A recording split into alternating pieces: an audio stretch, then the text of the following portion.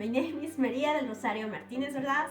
I am a philosopher of science, and I am also the coordinator of this series for Lógica Mujeres.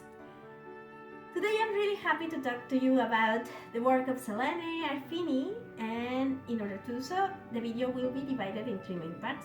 First, I'm going to introduce you to the phenomenon of ignorance, and then I'm going to say briefly things about Selene and mostly her work. And then I'm going to end up with some thoughts about how we might be able to make our academic environments more inclusive. That's it. Let me start. So, the question of what ignorance is. What is ignorance? It's a very old question and very important for the understanding of us as humans, and so it can be answered from different perspectives, from epistemology, cognitive sciences, even logic. And that is one of the most important points that we are going to touch today. So first of all, what epistemologists have said about ignorance. And the analysis of ignorance, weirdly, has been mostly grounded on a negative characterization. This is what ignorance is not. Basically, knowledge. So we have used the term knowledge to say that ignorance is different from it, and that's it. And so that's very weird, right? Especially for us philosophers. Usually, methodologically speaking, we don't characterize something by pointing out at what it is not. And especially in the case of knowledge, it's not maybe the smartest move to use a term that is so controversial as knowledge is, in order to characterize something that we don't know anything about initially. So, is this good? Have we understood what ignorance is, or are we just going around missing the point? And so, there are good things, important good things about understanding ignorance as lack of knowledge. First of all, methodologically speaking, there is already a fine-grained tools to analyze knowledge that we are in-depth epistemologists for them, and one of these tools is a typology of knowledge. So we can say that we have different types of knowledge depending on the object of that knowledge. So for instance, we may have objectual knowledge, meaning we know certain objects. I know this one, or I know what chicken is, and things like that. So we can have objectual knowledge.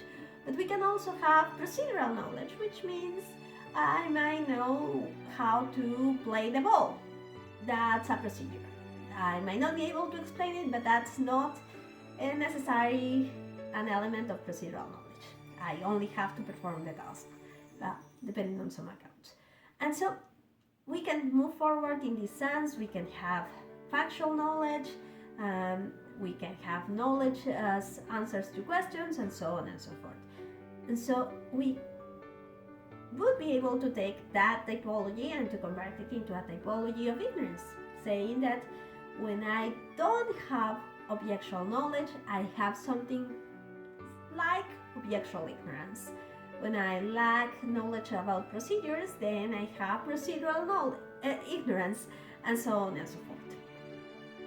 Also, this distinction has helped us to understand that ignorance can be partial and can very much coexist with knowledge. For instance, I might know the object, this ball, I have been familiarized with it, I have read the label that says which elements are included in the building of this thing and so on, but I don't know the procedure of how to bring this thing about. So in that sense, maybe the person who works in the factory that makes these balls, that person might know the procedure, but I am ignorant in that sense. So I am procedurally ignorant about how to make these balls. But I am not objectually ignorant about this particular ball. So that shows in a sense how these two things coexist, and we are very much okay with it. Actually, research says quite often that we are more familiarized with ignorance because we ignore more things than we know. And once we know something, we are probably going to be ignorant about this particular thing in many other respects. So that's it. ignorance is very important, it's very interesting, but also it's a very complex phenomenon, because it's not only an epistemic phenomenon. It's not only about us achieving knowledge or saying something about the truth of our beliefs or how far we are from the truth, but it's also about our cognitive phenomenon and psychological processes, the psychological reactions that we have when we discover ourselves not knowing something, or when we are aware of being ignorant of something. But it's also a logical phenomenon, because we can recognize that sometimes when we discover ourselves being ignorant of a particular thing, that shortens our inferential ways around this thing, that prevents us from taking certain inferential paths or from proceeding in a certain either deductive, inductive, or abductive way around this object. So in that sense, ignorance also has, at least in that sense, ignorance also has an inferential component, and we can say a logical aspect. And so it becomes a very complex phenomenon. It's not only epistemic, it's not only psychological, it's not only cognitive in the sense of evolution, biology, and our brain functions, and it's not only about logic. So how has ignorance been studied, and what do we have as philosophers about ignorance and the complex behavior of it? So this is where Selene Arfini comes to the discussion. Selene is maybe one of the most impressive scholars on the topic of ignorance, because she has tackled the issue from all these perspectives. She has combined philosophy of science with epistemology, with cognitive sciences, and with logic. And while she doesn't consider herself a logician, and that's my impression, and she's not working specifically on logic, she has contributed a lot to the understanding of abductive reasoning, which is part of logic actually. So how are we going to reach that point? Just working. So first of all, Selene has researched the issue of ignorance in particular contexts: scientific discovery and scientific explanation. And as I mentioned before, she has done so by pointing out to the cognitive component, the epistemological aspects, as well as the logical ones. Where have we seen something similar being done? Oh, in the work of Aliseda. Aliseda, who is a Mexican philosopher, and Selene is an Italian one, had worked on abduction in scientific context, and I'm going to link her book in the description of the video, and I will put some recommendations in the recommendations box right here that we have about Atocha.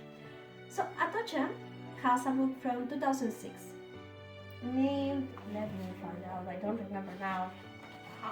That's very bad when recommending things, right? Abductive reasoning, logical investigations into discovery and explanation, which is from 2006, published by Springer.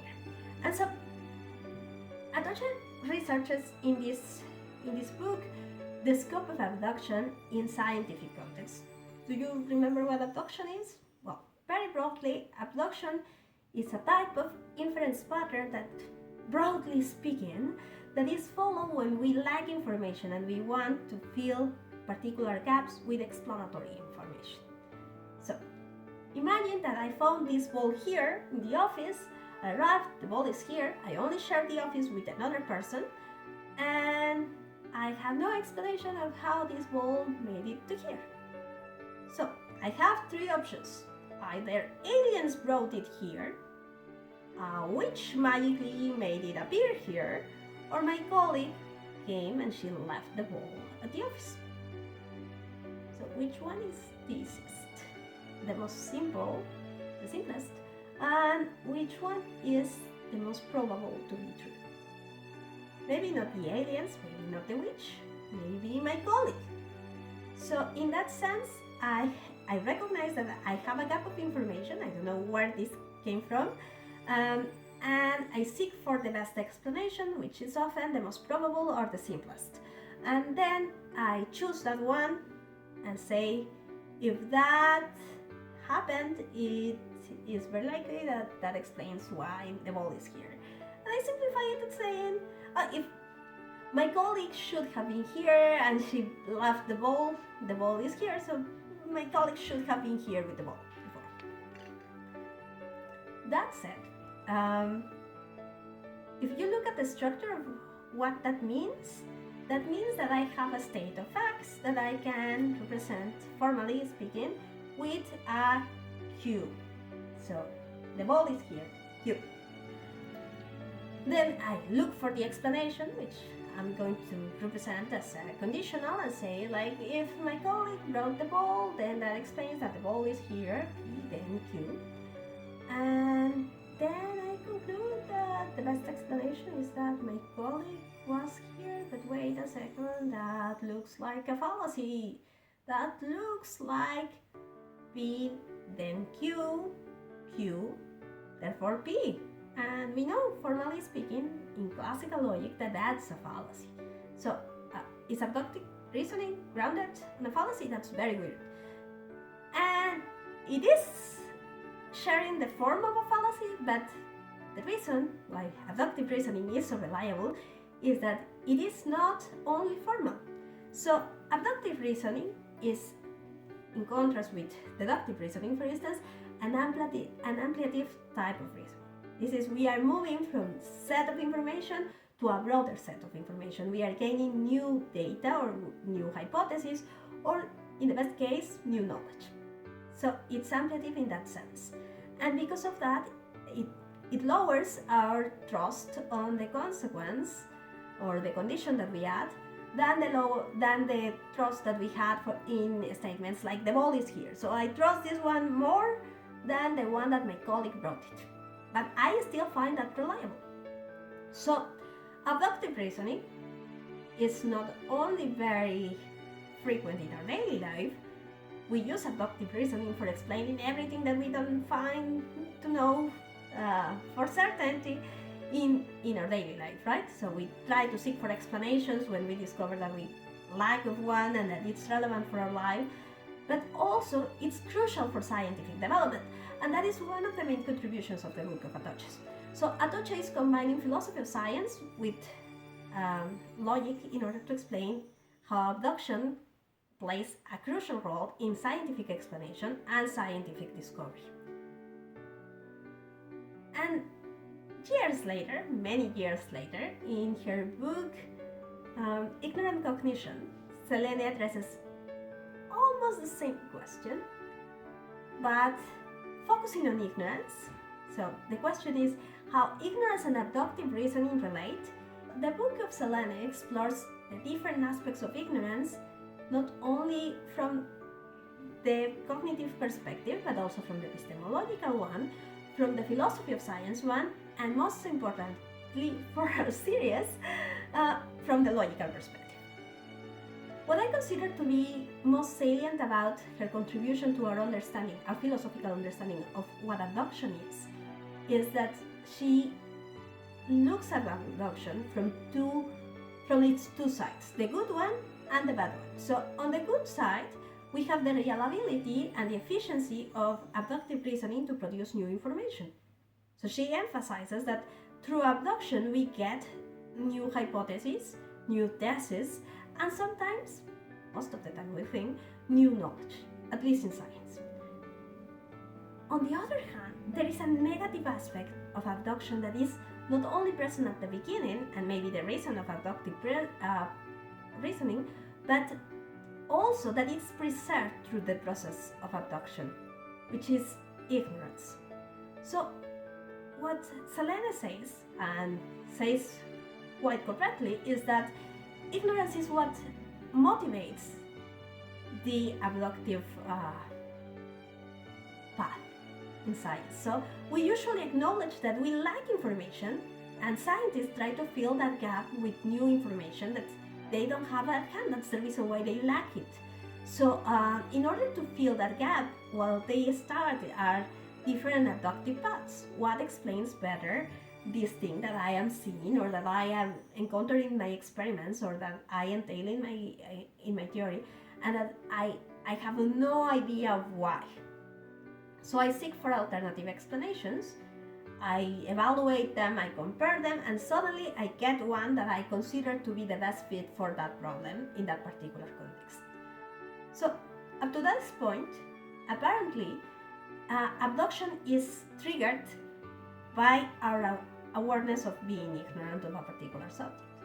But what happens later is that we also discover that we preserve the ignorant trait.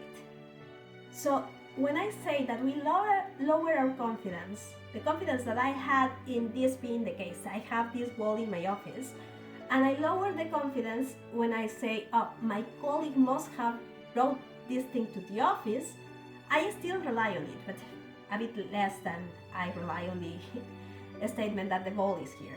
So that also shows that I have preserved a degree of ignorance through the abductive process. This notion of abduction is not new in the sense that it shouldn't shock us, because that's our own experience of how we move from ignorance to abduction to having new information. But it's very revealing about the components that we should, not only as philosophers, epistemologists, or cognitive scientists, understand when we are looking at ignorance. But also, it's revealing about the elements that we should, as logicians and philosophers of logic, pay attention to when we are addressing abductive reason. This is, if you remember correctly, when we were younger, especially philosophers, and we heard the first time about logic, we heard that it had an epistemic component, which has to do with understanding and selecting good reasoning or good arguments from those that are not so good. And so in the case of abduction, what we should be doing is looking at how, even though abductive reasoning seems to be reliable, it also has the preservation of an effective component, which is ignorance in this case, lacking information, lacking confidence, lowering the reliability of whatever we are transmitting. And this is also constitutive of what abduction is. Not only the good sides of generating new information or being led to new conclusions, but also the defective character that doesn't have to be the bad side of ignorance and therefore of abduction. That said, the book provides a general framework of ignorance. The second part of the book, not the chapter, but there are 3 parts.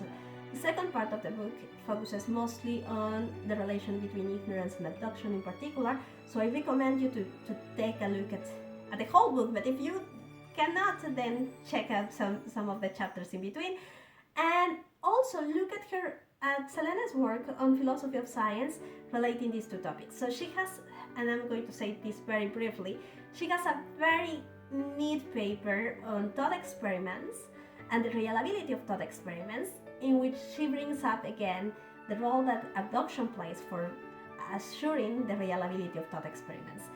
And the issue is vaguely the following. So thought experiments seem to be an exercise of imagination, but we often don't trust imagination to be reliable. So if we get these fictions or imaginative processes into science, why do we consider that thought experiments actually bring anything reliable to scientific development? On the contrary, we should expect them to be misleading because they are only the product of imagination, right? So what Selene does in this work is to combine her understanding, her cognitive approach to abduction, and the general formal frameworks of abduction into explaining why this is the case. Why thought experiments are actually abductive exercises that we use in science and that are reliable because of the relation and the constraints that come from abduction. So that said, again, I really recommend the work of Selene, not only the one on abduction. If you are a philosopher of science, read everything that she has written. She has also great papers on conspiracy theories, the achievement of scientific understanding, of understanding related to conspiracy theories and so on. So her work is amazing. So if you are a cognitive scientist or a philosopher of cognitive sciences, look at Selene's work. If you are epistemologist, Selene's work is going to blow your mind as well. So everybody should read Selene's papers, and especially the book. As I said, the book is very comprehensive on the relation between ignorance and abduction. That said, I want to mention maybe a brief comment on how I think, not only as a Mexican philosopher of logic, but also as the coordinator of this series, how to make maybe more inclusive academic environments for female philosophers and logicians. And in order to do this, I have to emphasize that I do this in my role of being the organizer of this series, and having been the organizer of this series for a couple of years now. And one of the main problems that we face as an organization when we try to put up this series together every year is that the large majority of, and here I am talking about both male and female logicians and philosophers of logic, report having never read a female logician or philosopher of logic, which is very unlikely. And what that suggests is that the large majority of times that we are looking at the works of others, we are not making any effort for understanding whether they are females, males, where are they from, whether this inserts in any particular, the view that they are portraying in their work inserts in any particular cosmology given their context of living, and so on and so forth. And so it doesn't look that gentle, right, that we are doing this. So maybe the first thing that we can do in order to achieve better and more inclusive interactions in our academic environment is to pay attention to these features, not in a negative sense, and not only focusing on them, but as informative bits that will allow us to when we have to refer to them, we can at least say whether it is a male or a female. I think that would be a good step, and it's very easy, and as I mentioned before, I think it would be very gentle towards others to at least know more about the authors that we're reading than we usually do. That's it. Have a great weekend and see you soon. Bye.